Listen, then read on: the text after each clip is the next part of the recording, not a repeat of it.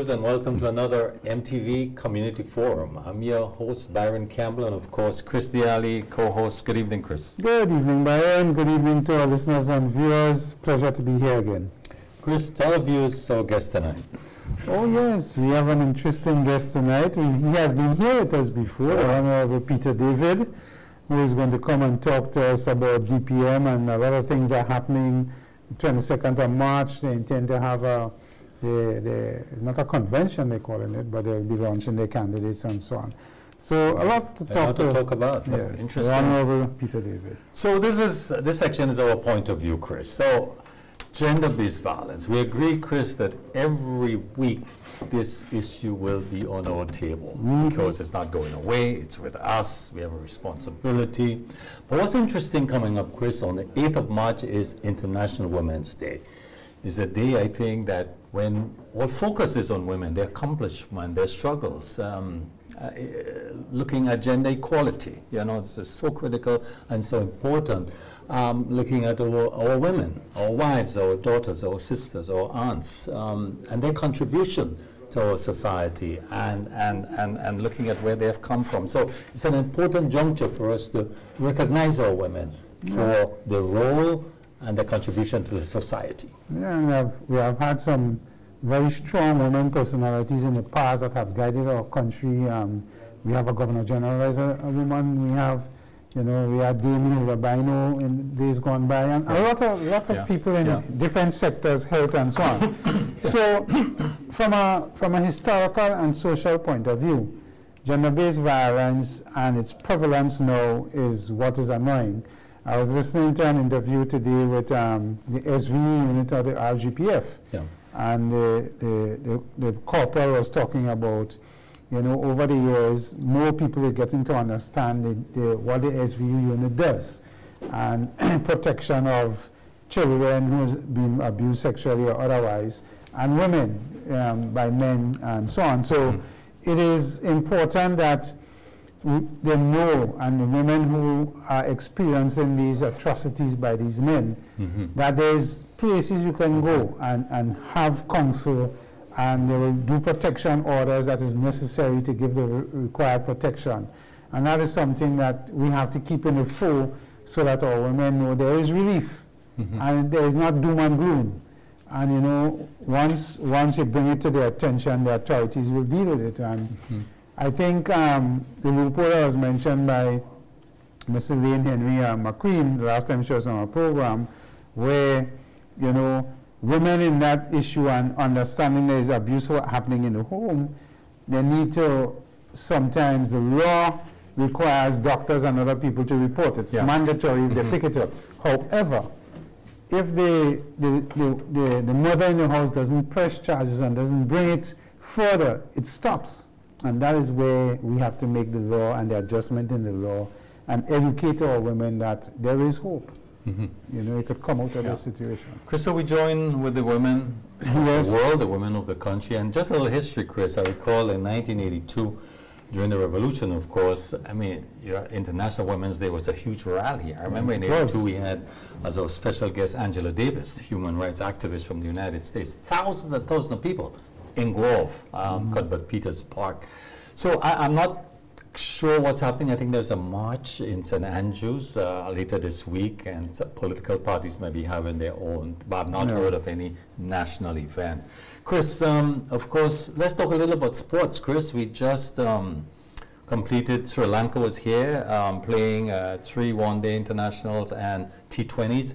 The attendance was free, attendance was reasonable, I thought, but special mention to Afi Fletcher, completing her 100 T20. And interestingly, she was awarded with $100,000 by the government of Grenada. I think that's a good thing to show support and contribution to that. But what's interesting, we talk about cricket, Chris, I was under the impression that the lights at the stadium would have been on because T20 is an evening night game. When I didn't see the lights, my inquiries, it's not confirmed by anyone, but what I'm gathering is that the lights were not approved or passed by the International Cricket Council, the ICC. So I don't know, but clearly the lights they look beautiful. It's over $8 million, $10 million. So it'd be interesting to see what comes up next, you know, how It's this is strange resolved. that is popping its head, because I mean, this lights issue at the stadium was since an NP, the days of putting that up and so on. And my understanding then is that, you know, the positioning of the lights on the field, where they have been erected, wasn't done by Grenada. It was advised, this is how you shouldn't get shadows and so on when the match is playing. But obviously the positioning of the light bulbs itself is probably what they need to look at. Probably. So let us hope that, I mean, between This could be resolved, this because could be it's resolved. an important infrastructure. Not only that, I mean, we need to get games. Yeah, exactly. Chris, also Philomena Robinson, she's of course one of Grenada's top marathon runner. She completed what is called a 6-star finisher. It means that she would have completed marathons in Tokyo, Boston, London, Berlin, Chicago, and New York. So congratulations to her. Yeah, of course. It's a big deal. I want to say hearties of congratulations to Philomena, because she has been an avid sports person doing marathons, and you don't hear much about.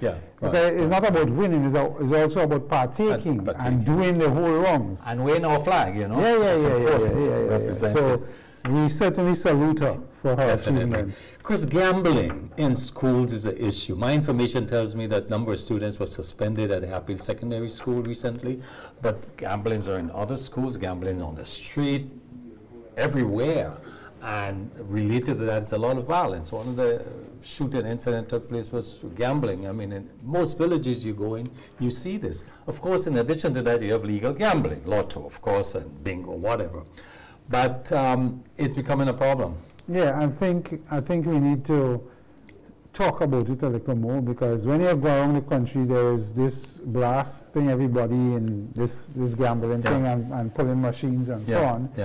And the country is fast becoming a place where gambling is a way to make money and enjoy yourself. We had Tamsishi students the last time, police raid in Tantine and broke up a ring of gambling going on there. So when it has hit our students at that level, you have to get worried. We have to signal that the country need to now adjust what is happening and put programs or social programs and start talking about it. It's the same thing like GBV, gender-based violence to some degree. If our young people start going into gambling more and more, they're studying education, they're studying how to gamble and make money. And what comes with it, of course, there's side things that comes with the violence, this and that. So it is something that we need to arrest and look at critically, and to see how we could deter our young people from doing that, and probably direct them into other things. What happened to basketball? What happened to tennis? What happened to football, cricket? Put your energies there, and we need to, you know, see how we could get them diverted away from that and into other things. Chris, of course, since we met last, there's been a major international development, a war in Iran. The United States and Israel have launched a full-scale attack on Iran. They've killed, well, it's ongoing, a lot of infrastructural damage, but more so, I think what has stood out mostly is the fact that in the one of the earliest strike went into a school with girls, and 165 young women were slaughtered, were killed. UNICEF, I want to get it right, UNESCO says this contributes a grave violation of humanitarian law. It's a crime, an atrocity. But of course, this is not terrorism. If someone else does it, it's terrorism. But if the United States or Israel does it, it's called something else. But clearly, this is major development, particularly, Chris, as relates to oil, the Strait of Hormuz. 20% of our oil passed through there, inflation, oil. So it's a major, major, major issue, Chris. And we don't know where it's going. The war is far away from us. But the implications could hit us almost immediately. Thank God we just have a delay in these things. So if the price of oil increases, it may not hit us directly until probably a month or 6 weeks, 4 to 6 weeks, based on how the futures and things go with that. So we might have a delay, but if the war is prolonged, then the issue becomes how it's going to affect us as longer it goes. And then you see now in the world, because we're talking about imported inflation, that can happen, and because goods and commodities will go up, because shipping rates, freight and so on will increase, because when the Straits Hormuz was closed by Iran, They have about 80 ships now in just holding. Interesting what Iran has said. They would allow, it's official or not, they would allow Chinese and other Chinese ships to go through. And of course the US says, look, we are going to provide protection in the shipping lane for ships, but still the price of oil is already going up. Yeah, they jumped at 9% in the last few days and continues to head in that direction. And understand, most of the oil coming out through the Strait of Hormuz there goes to China, Taiwan, South Korea, India. And the European countries. And some goes to Australia too. So major implications, particularly if it's prolonged. It goes back to the U.S. and its bullying tactics and decide they could launch war on a sovereign state without no major implication, no terrorist attack, no danger to them. Nothing was done to the U.S. and the U.S. decided. While they are negotiating, Chris, while the facilitator of the negotiation, the mediator is saying, look, I'm satisfied. At the end of the day, he says, look, I'm satisfied with progress is going. We have a new date to start, and you bomb the next day. So this is worrying. It's not only that, we also eroding all the progress we made in the 20th century by these tactics in the 21st century. All the UN and all of these things that we put in place to prevent, after World War II, to prevent this kind of erratic behavior. And here it is back. And this one president and doing all of these things. As we've said before here, he's dangerous to the whole world. It's not just to America. Chris, of course, the CARICOM meeting just concluded. Some press release, I read the press release, Chris. I don't know. I'm not impressed. It's difficult for me to concretize exactly what happened.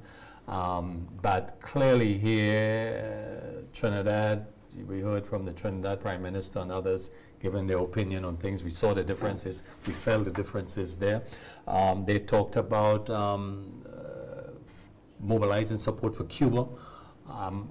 That's a positive, and I think how soon this is done. And based on its current chairman, St. Kitts Prime Minister, I think it's Drew, he has indicated clearly that they're going to be making moves to give relief within this week or early next week. We don't know the extent and the amount. But I think the biggest thing for CARICOM was the pressing of questions of whether they had discussions with Rubio concerning regime change in Cuba. And Drew denied that was never discussed as far as he understood. And they had two, the Miami Herald and some other journalists pressing him on this issue. So we don't know, but based on CARICOM and his response, that has not been a discussion. I think there's a delegation going to meet with President Trump sometime coming up. Kamala and others, so it's interesting. We look forward to see where that goes. It is critical for CARICOM to stand by Cuba and to assist. Canada is also going to assist. There is some oil coming from, is it Mexico, I think? Mexico. That is going to go, and they want to allow it. Russia. But interesting, a new development is that the U.S. has agreed to allow oil flow, for American companies, if they apply, to sell oil to Cuban businesses directly, not to the government. That's an interesting development that's coming here. Sometimes you're confused with these kind of things. Absolutely. Chris, project implementation, cash flow, what are you picking up projects? Any? Construction has been booming in Grenada. PSIP program has been going not at the rate it's supposed to go. And it's been alleged now that it is a payment issue. So my information tell me that the Cliff Road have a skeleton staff because the main contractor is owed millions of dollars and he's using a skeleton staff, and that project for that road is going almost 3 years now. So it begs the question of if that is so, and if government is having cash flow projects for in particular the PSIP program. Government is going into this new concept of design, build, and finance, which is going to cost the country more. Of course, it delays them paying how they all pay, but at the same time, it's going to cost us more for what could have been done at a better price. So it is raising some concern, and we're hoping that if elections are called soon, what is going to be the impact, because the Prime Minister did announce that they plan to start 4 major road projects in 1st of April. And what is going to happen there?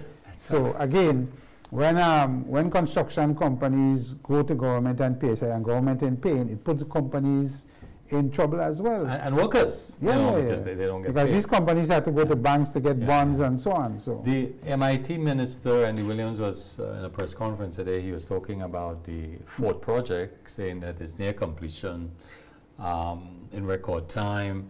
But I'm also picking up information there's been some high cost overrun, additional cost. yes, that's another thing in the projects. We're not hearing about cost overruns. Overrun And what and is the happening details. So there. we want those information. Chris, the final thing is our fishing sector. There were, again, a press conference today outlined that there's some developments.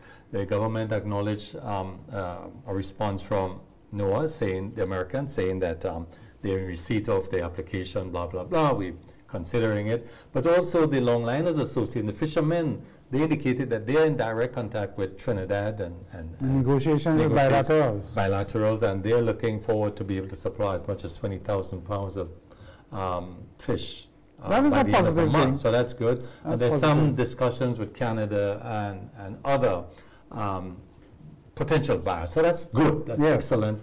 And the government also indicated that they had communicated to the banks and so to bear with the fishing community, given the present situation. So this is favorable. That I is think. positive, and I mean, but the other aspect of that, of course, is whether our fishermen feel safe to go out and fish with long lines outside of what has happened in St. Vincent waters with the recent, That's the other. and whether they will be targeted as narco terrorists. Yeah. And that is something that we need to address in a formal way, and it's important that we get our fishermen registered and come up with something that we could communicate to people and say that this is a fishing boat. Fishing boat. Yeah. That plying a trade. But we don't want them here, Chris. I mean, go somewhere else, please. Zone of peace. So is a complicated thing for that, and to get fishermen feeling. So that's another issue. And of course the Minister of Implementation launched the blue economy today. Yeah,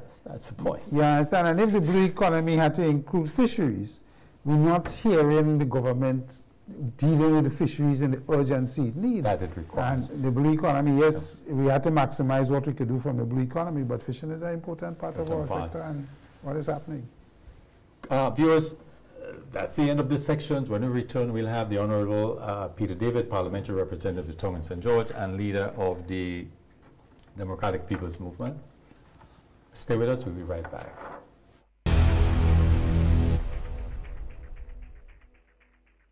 Holy natural spring water is a water for every occasion. On the field of sports, at your workplace, just open the bottle and savor the pure, refreshing taste. Holy natural spring water is produced in Mama Can St. Andrews and is available in all sizes nationwide. To order, telephone 444-7654 or 533-7654. Holy natural spring water, Grenada's purest bottled water. My name is Liselle Walcott. I am a staff nurse at the General Hospital for the past 16 years. At the Infection Control Department, we do surveillance for communicable diseases or hospital-acquired infections. We do outbreak investigations. So any issues we have, we would investigate it, find out the cause, and we would do recommendations and interventions to all relevant departments. Thus far, with Mount Sinai, we are looking at ways of improving hand hygiene. Hand hygiene has been proven to be one of the most important practices you could do to break the chain of infection. Working along with Mount Sinai, I foresee that it will be a very good thing for us. They are looking into the products that we use, the practices that we do. Going forward, we'll be able to achieve a very high level of compliance and safety across the board for everyone. At Maitland's Motor Sales and Rentals, we sell engines for all makes of vehicles. Toyota GT Corolla 6-speed, Toyota MR2 and Evolution 3. We've got transmissions for Toyota Noah, 2.0 Suzuki Escudo, Toyota Corolla.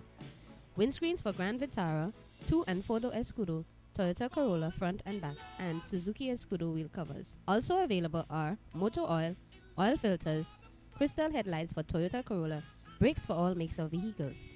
We sell C16 and Q16 racing fuel. Special prices on oils and accessories for customers who purchase vehicles from us. You're never left undone because we source the part if we don't have it. Maitland's Motor Sales and Rentals, empowering people through mobility.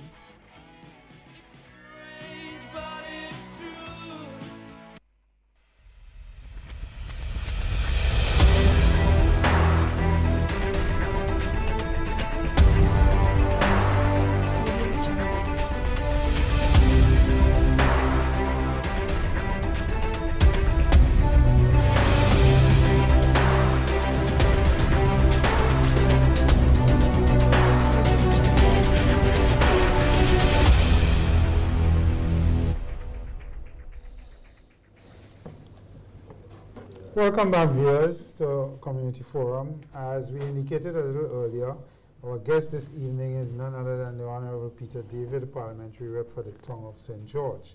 I don't think we had to give any bio on Peter David. I mean, he's an attorney at law and all of that, and has been a political activist for many, many years. So I think that's enough to say, and we want to take this conversation to him now to understand, as a leader of the Democratic People's Movement, DPM, how they are progressing and what are the plans. It appears that we may have an early election, meaning that election may be called this year, from all that we're seeing with the parties and how they're ramping up. So, Peter, welcome. Thank you, Chris. A pleasure, always a pleasure to be here, always a pleasure to have good discussions with two very enlightened. So let me start by asking you, how has DPM been going so far? Do you have your 15 candidates? And I know you have I'm not sure if you call it a convention, but you're calling Congress. it a Congress. Yes, That's the word. Congress. A Congress on the 22nd of March? Yes. Right. Yes. So what is the expectation for what is going to happen in the Congress, and people could look forward to hearing from DPM? No, we have been going quite well. We've been in the constituencies. Of course, I know people have seen the engagements we've been having. We've been calling them in the yard, meaning we have been having these small engagements with people. We have not been having rallies because our intent is to engage people and to get from them what they want the politicians or the political directorate to do. Too many times we go and we give a speech to them as to what we believe and tell them what they want and tell them what we will do for them rather than listening to them. So we've been doing that, and we've been getting good responses. We have a substantial amount of candidates now, enough to be very competitive. We nearly at the 15.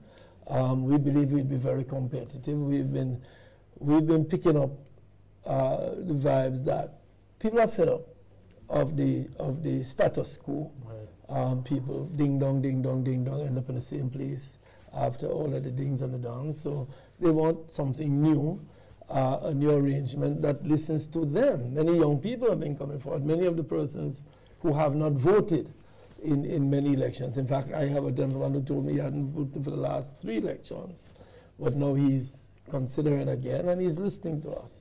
So yes, we've been doing quite well, and we believe we will make a difference. We believe the next election will be an exciting one. Yeah, I myself believe it's going to be an interesting election because we have DPM coming against the traditional NDC and NNP parties. And my question to you is that, you know, and you're playing in scenarios. Let us assume DPM wins three seats, 3 constituencies, and they get 3 seats.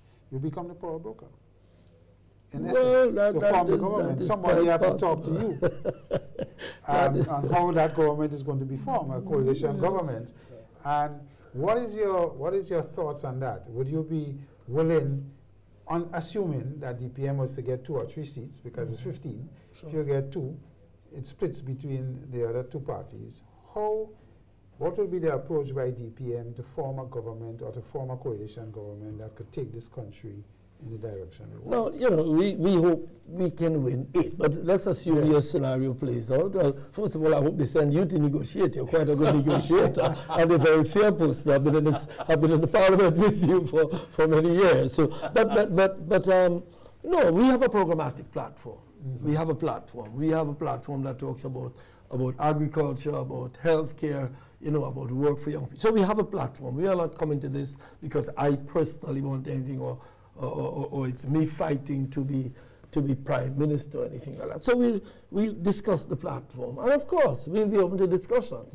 Discussions that would lead to an outcome that benefits the country. What this outcome is depends on a lot of the variables that take place in these negotiations. But of course, I mean, we are open to anyone willing to talk with us about development. You know, the interesting thing, I was telling somebody the other day, I've been in both parties, 12 years each, and we've never had a deep discussion about what should be our development objectives, how should we pattern our development. So I would love to engage all of the parties about development, not about power. You know, I said in a meeting the other day, over the years, two things political parties that I've been in seem to have been mostly interested in: getting into office and staying in office.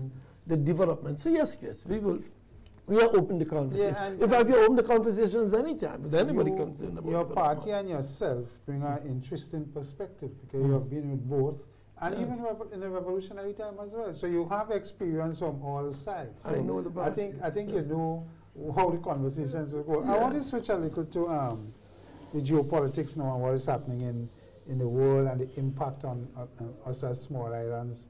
And you know, CARICOM just recently met, and you know, they have been engaging the Secretary of State of the U.S. When we see what is happening now from a foreign exchange point, and you have been Minister of Foreign Affairs for many years, how do you see us traversing this road that is developing internationally and otherwise? And of course, yes, the war far away from us, but the impact and the indirect impact to us is not far. Dangerous times and uncharted waters. Yes. That's where we are. Yes, Chris, it's very interesting times. CARICOM, if you were to start there, CARICOM, the founders of CARICOM, our forebears in terms of those who established CARICOM, was set up for times like these, when the region comes under threat. You know, what is happening in the world is amazing. I mean, I was saying to somebody, 10 years ago, one would even think of being where we are, the kind of brazen kind of behavior that is taking place. I think within CARICOM, and first of all, let me start by saying this. I do not envy the leaders in this period in the Caribbean. Because here we are, small island developing states, challenges. We are in a position where, you know, you're damned if you do, you're damned if you don't, kind of thing. And, you know, the threats that are coming down the pipe from our closest neighbor.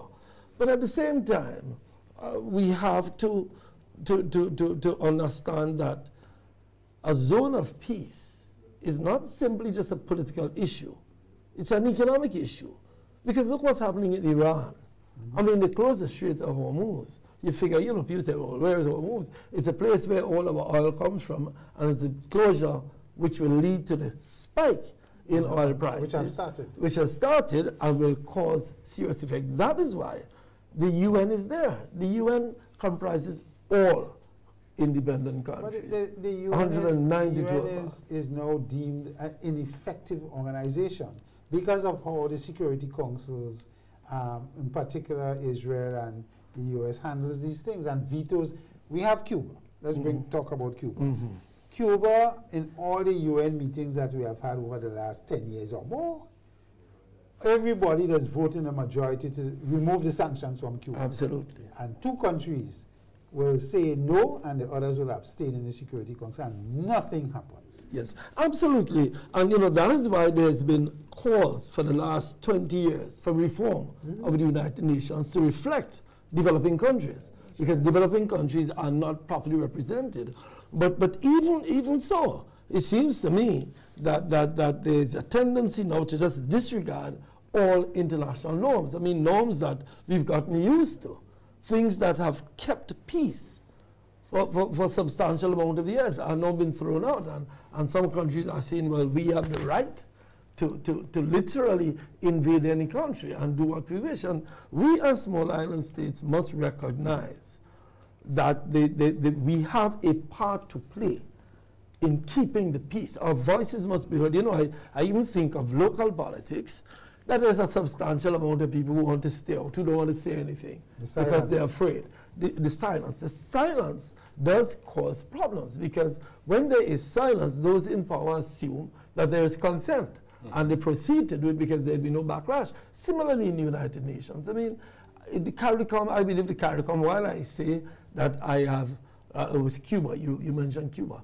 Cuba has been good to us. When Cuba had nothing, they were contributing to our development. If you go in any hospital in this region, you see doctors. I tell the story of Maurice on Pearls Airport, seen a lady crying, went up to her, asked her, why are you crying, ma'am? Students were leaving for Cuba on that day, among the first batch. She said, I never thought I would see the day when my son, the son of working people, the son of poor people, would go to study to become a doctor.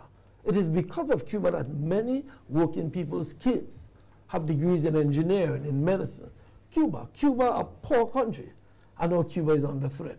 I think there's much more we could and should do to speak of Cuba. I say that we as a people must be grateful for Cuba's contributions to our development, our international airport, our hospital. You know, all of these things come as a result. Now, one might say, listen, we don't support the Cuban political system. But Cuba has never told us to change our political system to suit them. They have always helped us, despite the fact that we have a different system. I want to get your thoughts on this, again, in foreign affairs to some extent, but in particular with fishing and what is going on in our fishing industry and the threats. And one of the meetings they had with fisher folk, there was a suggestion that, you know, government should use lobbyists to help them bring this under control in a faster way than going the normal way. Apparently it was refused, and as a result, the delay in getting this matter resolved has gone on. We're in March now, and we're not sure when it will end. So the issue here, and I heard today the press conference and what the minister have said and what they're doing, but do you think as we move forward and the complexities of foreign affairs that is unfolding now, that we need to change the way in which we do and cater for engaging in lobbyists to help us negotiate? Of course, we have to find ways in which to influence the way we deal with our partners. I mean, I remember back in 2008, I became foreign minister in 2008, so it was the UN General Assembly 2008, and we had the issue of what do you call it, the issue of energy prices. There was a crisis in the US, the banking crisis, and so on. And I went to the UN, and Hillary Clinton at the time was the Secretary of State, and her Deputy Secretary for this hemisphere was a gentleman, Thomas Shannon. In fact, I saw him making a comment on yesterday, and I called for a meeting with him. And I said, listen, we have a crisis. You have a crisis. You are unable to give us the assistance we need. We will always be friends with the U.S. In fact, more people of Grenadian descent live in the U.S. than live in Grenada. And I'm telling you that we are going to develop relations with Venezuela in order to, so I had that engagement with them, and I think that is what we must do. But I engaged with him from a position that we are seeking our national interests. And that is what you must understand, Chris, that just like the United States has its national interest, Russia has its national interest, we have national interests. There are things that are important to us. We must identify these things, and we must pursue them. And we must pursue them bilaterally, we must pursue them multilaterally, we must pursue them as CARICOM. But also, I'm agreed with you, we should hire people. Look at the AIPAC lobby in the U.S. I mean, Israel gets what it wants. I mean, certainly we can't lobby at that level. But certainly, and what I believe is we can use also is our diaspora community, because our diaspora community are always sought after in districts like Brooklyn, even in Washington, in areas where we have large concentrations. So we could go to the people we elect in the United States, to the Senate, to the Congress, and talk to them and let the politicians in those areas know that, listen, you want the support of Grenadians? this is what you have to do for Grenada. Yeah. But first, Chris, we must identify the things as a region and as a country that are important to us in our bilateral relations with whichever country we're negotiating with. And that is how the diplomacy must be conducted. I want to move back into some of the local politics. Honorable, Sure. you have, and this is looking at the philosophy of your party. You have said, you've talked about the structure of political parties here, you talk about tribalism, they're built on division. But explain to us what is different. What's the difference in your political party, the movement, compared to what traditionally has existed here? How is it different? Well, first of all, our approach is different. And you ask, how is it different Yes. now, and what do we advocate? that's correct. That is different. First Yeah. of all, we, and as I say all the time, I've said it throughout my career, that the issue of the divisions within our society is not a political issue. It's a development issue. Development issue to the extent that we have limited human and material resources. With respect to our human resource, if every time one government wins, half of our human resource is alienated rather than utilized, we are going to continue to be underdeveloped. And I say that we need to find ways in which we can get together. We need to change the construct. We need to ensure that there are people. For example, now, I find that there is a pervasive view that one has to keep quiet. Don't let anybody hear you criticizing, because you won't be the beneficiary of something or the other. So a large amount of people, I said it to Colin Dow on Beyond the Headlines. There's a group of very bright, very resourceful people who refuse to participate in politics. So that is, first of all, is an approach. If anybody knows my approach, I mean, I won twice with NDC and twice with NNP. Why is that? Because I appeal to people across party lines, because quite frankly, I do not recognize these borders in our society. I believe we must come together. There will come a time in elections where we will fight each other, Yeah. but in the interim, we work with each other. It seems to be that there's a leadership issue coming up, that the leadership is going to be a decisive factor in the election, in any election. So we have the NNP leadership, the NDC, and yours. What's the difference here? What makes yours better? I should ask. I think what has happened in the last election, experience to start with. Yeah. We need experienced people. For example, yourself, Byron. There's no reason why you shouldn't be involved, because you have an immense amount of experience in agriculture, in that sector, and in other sectors. And so first of all, the experience of the people we are going to have on board. In addition to that, Leadership. yes, the leadership is going to be experienced. Yeah. Leadership doesn't mean the 5 or 10 people who are parliamentarians. It means the people who are involved in leading the particular movement or political party, and it comprises more than simply the people you see. So, for example, you have people who are in our movement who are policy. We have a policy committee. We're working on policy. But the other thing I want to say is that we are developing a programmatic platform. We are talking about things. The 3 major things we are talking about is work that pays and stays, meaning how do we make sure our young people remain in Grenada? How do we make sure that they don't leave? We are training people now, Byron, to leave Grenada, because they leave school, they look for work, they can't get work, so they leave. We are training them for the foreign market, so they're heading out. So we need to change that. We need to plant food that replaces some of the imported food, so we deal with the problem I want to go there. of I want to inflation. go there. I'm glad Sure. you raised it, because the government recently, earlier last month, released the latest agricultural census. And in this census, very alarming for some persons, you had a situation where we see a reduction in farms, as much as a third of reduction in farms. We see as much as 20% reduction in agricultural lands. We see the aging of farmers. Absolutely. And other issues, our food input bill continue to rise, 400 million, 80%. What is your party's... And the labor issue too. Absolutely. It's non-existent. It doesn't happen. Absolutely. Critical for rural development, you have said so, and Absolutely. economy and food security. What is DPM policy around this? What is you going to do different? How are you going to fix this critical factor? We need to, I mean, there are some policies that were begun before Yeah. and have been abandoned. So, for example, in the same report that you're speaking of, they mention youth in agriculture. Yes. Because the age of the average farmer now is in their 60s. Yes. So farmers are, if you want to say, literally dying out. That's correct. That's dying out. So we need to attract youth to agriculture. In order to do that, we need to provide training, but we also need to provide a new type of agriculture, more scientifically based, with more good technology involved, all kinds of technology. So we need to do that. We need to provide land.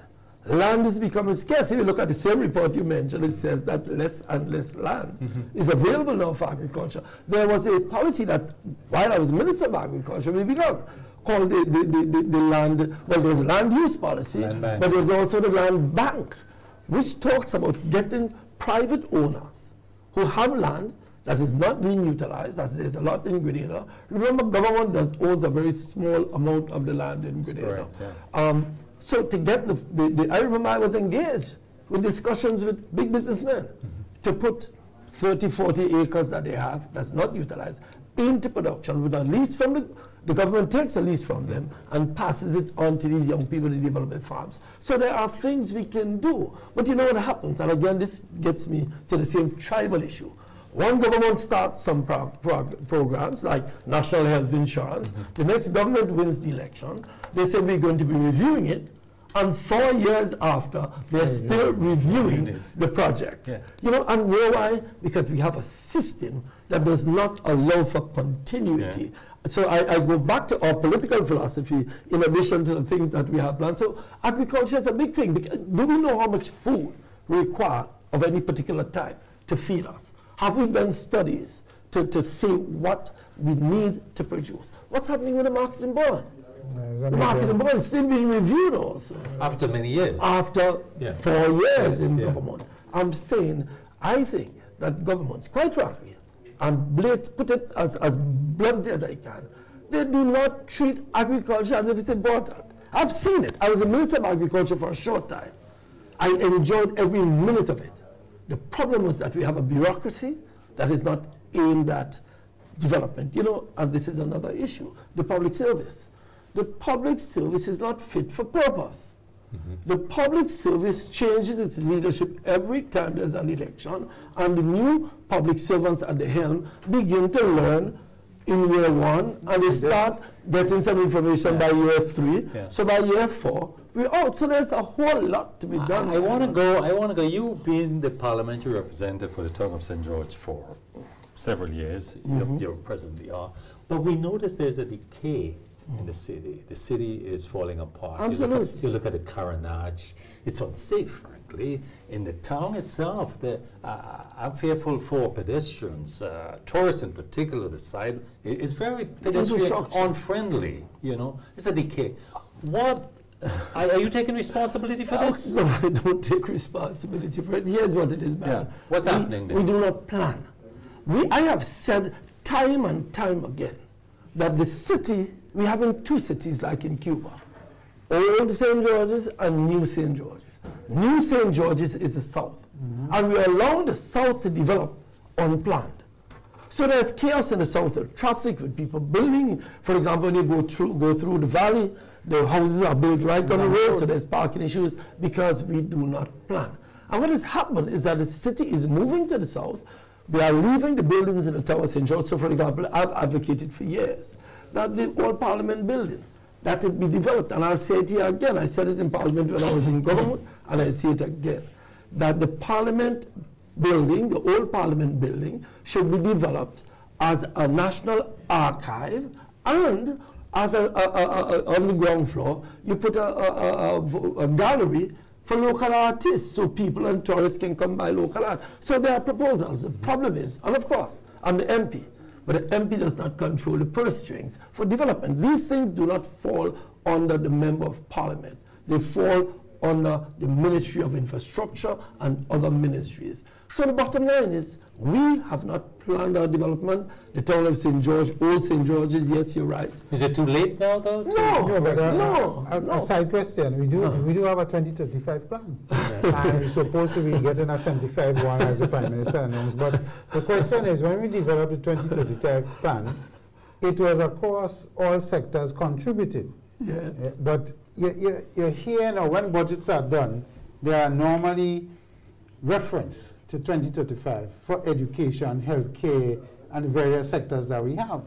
But it just doesn't seem to me that we're using that as our guide, because that was supposed to guide the country regardless of political suasion. Yeah. And that's what we agree. You know, Chris, when the 2035 plan was being developed, I played a role in arguing that we need one. And we got one. But what we got, in my view, while the content was good, it has not been drilled down into the public service, into the people, and as an action plan, a 5-year plan, and a 5-year plan, and a 5-year plan. It's been a document that's on a shelf somewhere gathering cobwebs. But we need to upgrade it also. Things have changed, and we need to tweak it. I mean, countries like China, countries like Singapore, Taiwan. these countries have developed. They have 100-year plans. Absolutely. Yeah. So I don't care what generation that comes. This is what is going to... So that is what we, and that is why, Byron, again, I come back to my original source argument, that unless we come together as a people and stop the bickering, because right now there are people listening and they're seeing me as somebody they need to attack, and they go into the comments first rather than listening to the content. So the biggest project of the government coming through is Project Polaris. I've heard you being critical of it. Yes, it's described as a state-of-the-art teaching hospital. What do you have problems with? The financing, the transparency, the long-term debt, the broader consultation? What's your problem with it? What is just saying more? This is going to fix our health situation. Is What's it? your When you critique of it? tell me how it's going to I'm asking the fix question. it, I thought you meant Why are you? No, I'm saying because I do not believe, Yeah. first of all, that there has been transparency, a point you guys made in your introduction, in it. I mean, the ministers are given a month's salary to build Project Polaris. If you have to go to the ministers' salaries to find monies, and then when you start at $200 or $350 million US today, it's not going to be built within the next 4 or 5 years. So what is going to be the price then? How is it going to be operated? Have you gotten any information on the operationalization of the process? In addition to that, Ms. Jean, who is in River Road now, getting sick tonight, tell me how Project Polaris is going to help. But while we conceptualize a new hospital, I have always said, Byron, and you can go back to all my arguments, that I have no difficulty with building a new hospital. Absolutely no difficulty. But while the grass is growing, the horse is starving. And I'm saying that while we project, and that the fact is there has been no clear information to the people as to how, when, how it's going to be financed. While I conceptualize it, let us deal with hospital today. Medication, a big issue. The cost of medication. A gentleman came to my office in the road today. He got a stroke. I said, "You're taking your medication?" He said, "Boy, the price of everything's so high. I just take one now. I'm supposed to take it every day. I'm taking it every other day." Those are the issues that confront us today. Issues of healthcare. There was a gentleman in St. Patrick's who he needed oxygen. There was no oxygen in St. Patrick's. He died on the way to St. George's. While we talk about Project Polaris, and I have skepticism about it, but I'm prepared to give them the benefit of the doubt. While that is being developed, let us take care of our people today. The big issues of primary health care, the issues of delivery in the communities, the issue of preventative health, those issues must be financed. Project Polaris is fine, $350 million. Where you getting it, I have no idea. As I said in the last in a comment I made the other day. I know soon we are going to be here and we are breaking ground soon. Vote for us, because if you don't vote for us, the project won't continue. I hear that all the That's time. the transformation agenda. What's your understanding? What do you think it means in practical economic The people terms? didn't vote for a transformation agenda. They voted for transformation, and we have not seen transformation. Not an agenda. Anybody can develop an agenda. Yeah. You're right. That's the agenda. We want to see the actual transformation in healthcare, in housing, in all of these areas that affect people. The transformation, Byron, has not come. And that is the difficulty. I believe, I mean, look at now, there's issues, I heard you all speaking about it earlier, issues of payments. There are complaints up and down our society. I heard the vector control people were demonstrating the other day. I heard there are other sectors. People have not been paid. Prices are high. Man. I don't know if you go to the supermarket. I go every week. And every week I go, I see the prices rising. People are facing challenges today. And I want to ask them this question. Are you better off today than you were 4 years ago? I suggest they're going to answer no. Things have become more difficult. So I don't know what has been transformed. But the lives of our people have not been transformed. So while there's an agenda, that agenda has not been fulfilled. There's been, of course, there's legislation. You were there. I think you approved it. You supported it, relating to cannabis decriminalization. You see any opportunities there for Grenada in this sector? The government did talk about an industry. What is your thoughts? What is your party position on this particular product? Well, as you said, we supported decriminalization, but the economic side of things is difficult. St. Vincent's experience will tell you that it's difficult. Our land space, as you said in the discussion, is small. You have to find a very niche market when it comes to the cannabis, because we compete with Canada and the US. In fact, we are very late into the game. And Jamaica. And Jamaica. I mean, these are the big guns in it. You know, the government promised the youth that they're going to legalize it, though. And I remember the LNP brought the decriminalization legislation into the parliament before the elections.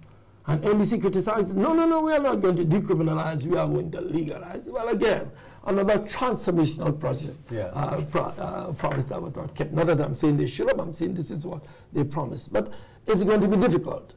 And they're going to have to find land space, they're going to have to find the quality, because right now the quality out of Canada, I mean, the US and so on, they have genetically engineering as well. Politics is a lot of money, particularly political campaign. It's alleged, well, I mean, talk around that your friends in Venezuela is no more. How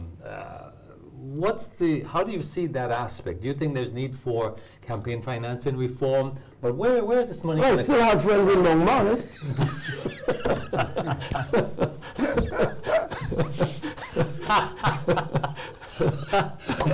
But seriously, where are you going to get your money from? We are going to be get your financed. money from? We are not a party that's going to require millions upon millions of dollars. We are not one of these who want to spend money here and there. We are having small community meetings, but we are friends. Yeah. And as we move forward, we will get friends. And you know, Obama and the gentleman in New York, Monmani, they got financing from people, small financing. Exactly. We are going to reach out to the diaspora. We are going to reach out to Grenadians. So I have friends all over the place, all over the world, and I'm not sure where this myth comes from. I don't know. That's what I'm saying. It might be hearsay. I don't know, but clearly. I prefer my friends in Lombard, so I'll be talking to them. But we agree it's a major factor. Absolutely. I think, you know, we should look at it, because I'm not sure that we've got to the stage yet where it's actually corrupted or political discourse, but it can get there. So we need, you know, what we need to do as a people is sometimes preempt the problems that arise with that. So I don't want to be hypocritical and say, yes, we need it now because, you know, we are a smaller movement. We are small. We are a small movement. But I tell you though, Byron, and this is what's significant to me, there are a whole heap of people that quietly meet me every day and say, you know, Peter, can't show my face, but we're with you. Because they are fed up with what has been happening over the last 20 years, and they want something new. I see it every day. I want to follow up on something Chris had said earlier on about the DPM's ability to align itself, particularly if you have a result that where your party comes in to form the government, who are you more inclined to associate with, the NNP or the NDC? Where's your comfort level? My comfort level is in our development program. Whatever program we have. So, for example, there are issues, and we are going to be, for the Congress coming up, we are going to be laying out some of our issues that we want addressed. As I said, in healthcare, in housing, in training for youth. That is going to be the basis of our discussions. I have no preference for either one or the other. What I have... Where's your comfort zone? My comfort zone is in that program. That is my comfort zone. When I tell you, Byron, that I have been around. Any anger remaining and how NNP, how you work? Anger remaining, there was never anger. There was just the disappointment, NDC. Byron. There was never anger, just disappointment, because quite frankly, if you look at my experience in both parties, I played a substantial role. When we came into the NDC, it was at 0. We took it to 7 votes short of, as General Secretary, short of victory in 2003 and then victory in 2008. Then we were kicked out after that. I stayed out for 5 years. Yeah. I didn't run in 2013 to 2018. That's when I went Steele into, won. exactly. Yeah. I played a role in the NNP as Assistant General Secretary, and I'm proud of that role. And I met good people in both parties, and quite frankly, I have excellent friends. Some of the leadership disappointed me. Well, it was disappointment, not for me. It was disappointment for what was our potential to develop this country if we had focused on development. As quite frankly, I learned a lot from my experience in both parties. Looking at how the geopolitics is going, and the U.S. in particular, the talk out there, it's speculated that in an election, the State Department is more like to support the NNP regime. Are you concerned about that? Listen, the State Department has its interests. And you know what? Our people have their interests. But they have an influence. The people have their interests, and it is my view that the people and the will of the people is way more powerful than what any State Department in any part of the world can do. I have confidence in the Grenadian people. And we have strong democratic principles. Absolutely. Yeah. And I have seen our Better people than yours are quite stand for what they believe in. So I'm not worried about that. Of course, I know there's some hostility to me from some sources, and I could live with that. I have no difficulty. Your party is left of center, right? My party is based on a programmatic platform for building the country. We do not fall into these labels. You can play, look at our Well, given your program. revolutionary background, people would rely on your party maybe more left of center, you think so? Well, that is people's right to lay it wherever they wish. Look at the programmatic platform. Of course, yes, and I'm proud of my background in Grenadian politics. I don't apologize to anybody for my background. Yes, I played a role in several governments, and I look back at it, and there are things I would have done differently, and there are things I feel very proud of what I did. But that is how we develop. One of the things that you see happening in political parties is not preparing internally for succession planning and keeping the machinery. And you see in the time when they won in the past, one of the criticisms is that when they win, all of the people go into government, and then the machinery of the party and how it operates falls and gets weak. In your situation at DPM, you're not large, you're concentrated. Is that something that you'll be considering as the party develops and move along? Absolutely. That's one of the things I learned from my experience in the parties I've been in, that they were not developed as institutions. Right. They were simply developed as vehicles to get into government. That is it, vehicles to get into government. We need to develop the parties as the movement as an institution that will, as you say, prepare. In fact, we've said that we need to start preparing the next level of leadership as we start. As a related question, are you happy to see the interest young people are showing now in getting involved in politics? That is something we have to do more of, because while there are quite a few interested, there are still some of them who are. In fact, one guy came around the other night and he was just watching us, and I went up to speak to him and he said, we can all listen and see what we're about. So yes, I am absolutely happy with the fact that there's a generation that is appearing to be, in fact, bolder than the generation that came after our generation. In fact, I told Colin the other day that I think his generation is suffering from post-1983 traumatic syndrome. That's us. But when you look at youth parliaments, and we had some young youth parliaments on the program, recently, and we were very impressed Yes. in how they articulate their understanding of issues.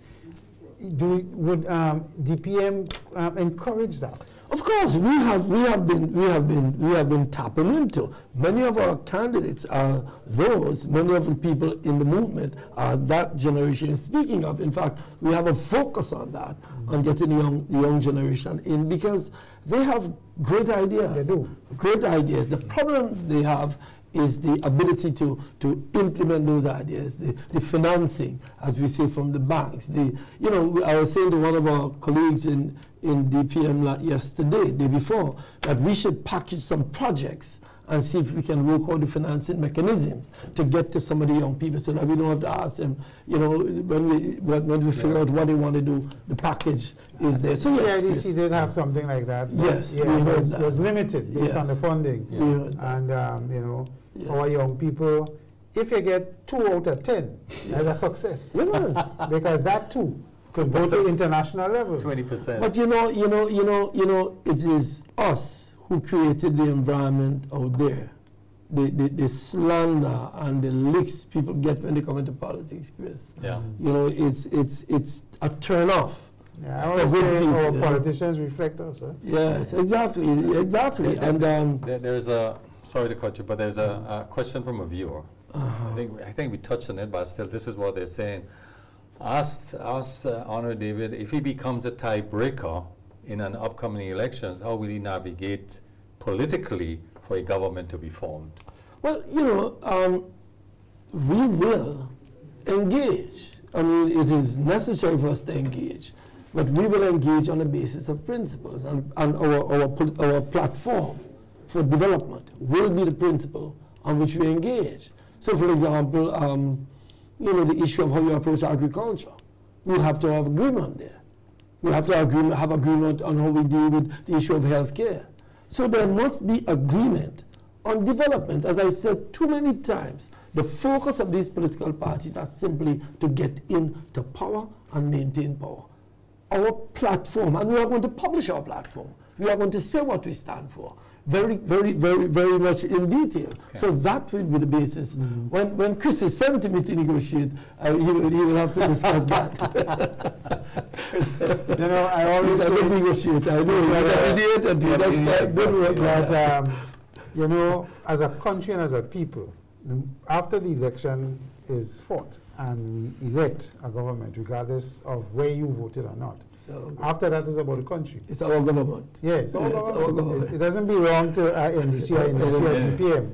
It's our government. That is the maturity that we need to develop, because at the end of the day, it's like a ship. If it's sinking, we all go down. So I said to people, if the government fails, that's right, we're all failing. Because the government is not the elected people. No. The government is we. It's we. It reflects us. Would your party be, and we raised this with another party last week, open to debates in an election environment? We'll be inviting debates. Yeah. Because debates do two things. It showcases what we believe, but it also may convince the other side that. And people get an opportunity in the debates. We've been pushing this, you must ask questions of your possible representative on issues that you feel, dearest to your heart, and hear what they I did a podcast today where I talked about politicians. That's why we're doing in the yard when we listen to people. I go to a meeting, I stand up at the head table, and I tell you what I'm going to do, what we're doing for you. I didn't even ask you if you want me to do it. I tell you what I'm going to do for you. Take it or leave it. So you must engage. During our conversation, there's a lot of stuff come out on the government, the lack of a genuine transformational agenda, blah, blah. But what are the things you would elevate that this government has done that you think is worthy of recognition, emulation? They've done some things in the what do you call it? We call it culture. There's no word you use. Orange economy. The orange economy. Creative sector. Yeah, the creative sector. They've done some things in that sector that must be commended. I think in the early stages there was a lot of hope that things would be done in other sectors. But I believe that, quite frankly, nothing stands out. You know, and this is a point I was making to somebody earlier today, that about the transition period between one government and another. Yes. That, you know, you come in, you win the elections, there's a lot of things that have started, and you just decide you're going to pause them and start later. Some of them they have started later. A lot of the projects that they have been doing are projects that were started in the previous government. And I'm not criticizing them for that. That's just a fact. I give them a plus for that, actually, because they didn't stop all. Exactly. They continued, and of course, economically, the country needed these projects to continue, because construction is a booming thing. So that, I give them a plus there. I'm not sure if it's transformational, because a young and experienced government, as you may call it, and headed by a young prime minister, you know, the approach I thought is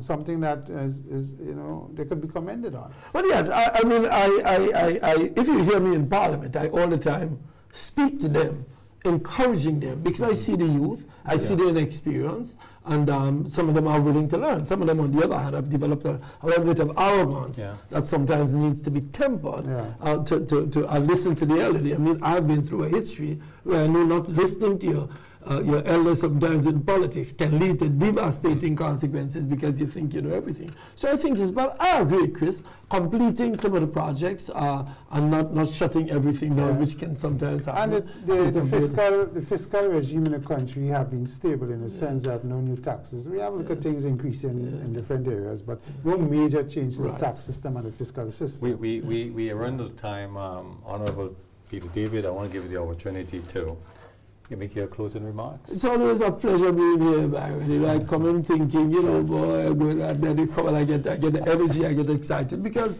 as I said when I started, I'm discussing with two very learned persons. So I want to thank you for having me here. And say that the DPM is not just a new party, as people call it, or a new movement. We're trying to get a new politics.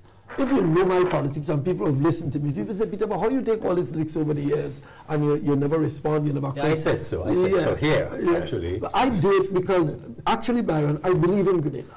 I believe, and I honestly believe, without any cynicism, that if we come together as a people and listen to each other, don't listen to me thinking about how you're going to criticize me. Don't listen to me thinking that's Peter David speaking, so it must be something he's saying that I disagree with. Listen to each other and let's build with each other. Africa, the richest continent in the world, has had and still continues to have more poverty than the other continents. Why? The divisions.